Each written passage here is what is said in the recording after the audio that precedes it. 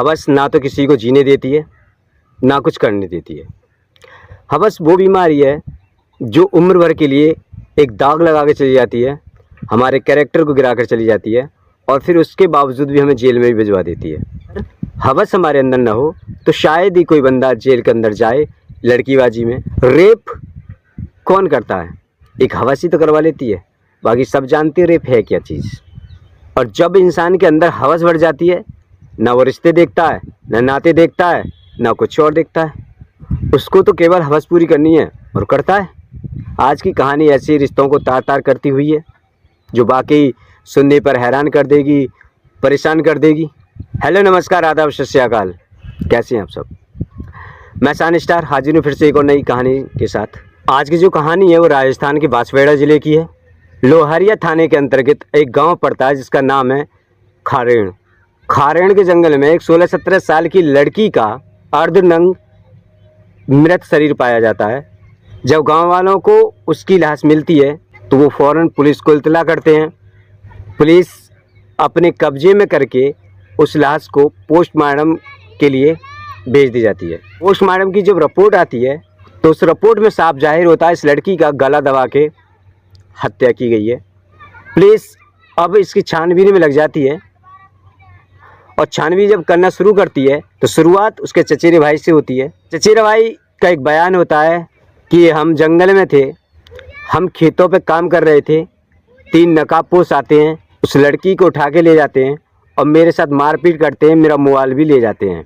Police उसके माँ बाप से पूछती है तो वो उनका जवाब होता है कि सर हम घर पे थे, बच्चे खेतों पे लगे हुए थे। इस बच्चे ने बताया कि ऐसे ऐसे कुछ लोग आए थे और उसको किडनैप करके ले गए। एक्चुअली ये जो घटना बताई जा रही थी वो उस लड़की की लाश मिलने से एक दिन पहले की थी। पुलिस जब भी पूछताछ करती है कुछ ना कुछ नई कहानी आके सामने खड़ी हो जाती है। पुलिस जहाँ थी वहीं से फिर स्टार्ट करती है। एक बार फिर उसके भाई से पूछताछ की जाती है। इस बार उसके भाई के बयान कुछ अलग होते हैं, बौखलाहट सी होती है।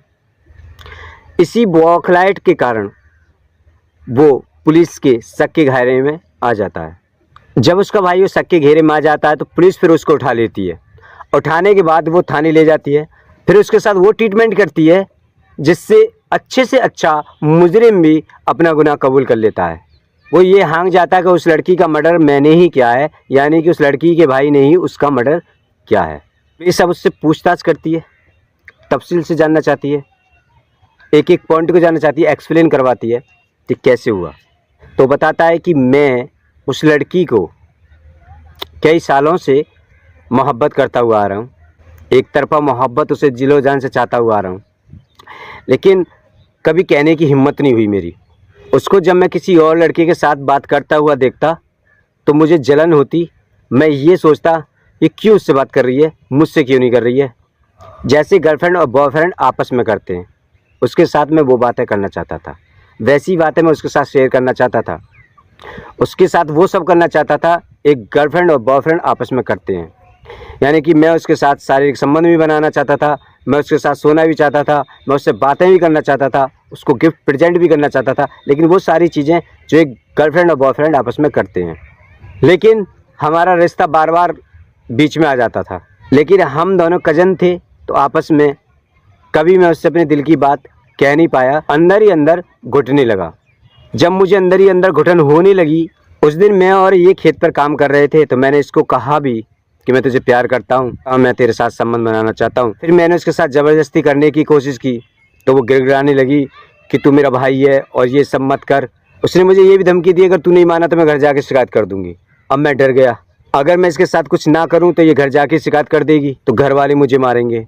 वो हाथ जोड़ती रही, माफ़ी मांगती रही और मुझसे कुछ कहती गई। वो जो बंदा था वो भी एक नाबालिग था और जो मरी थी वो भी नाबालिग बंदी थी।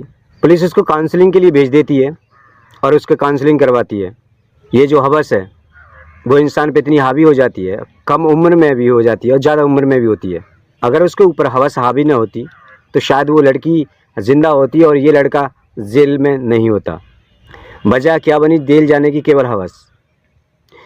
हवस ने क्या करवा दिया, एक मर्डर, उसको कातिल बना दिया। अगर वो ऐसा ना होता तो आज कातिल नहीं होता।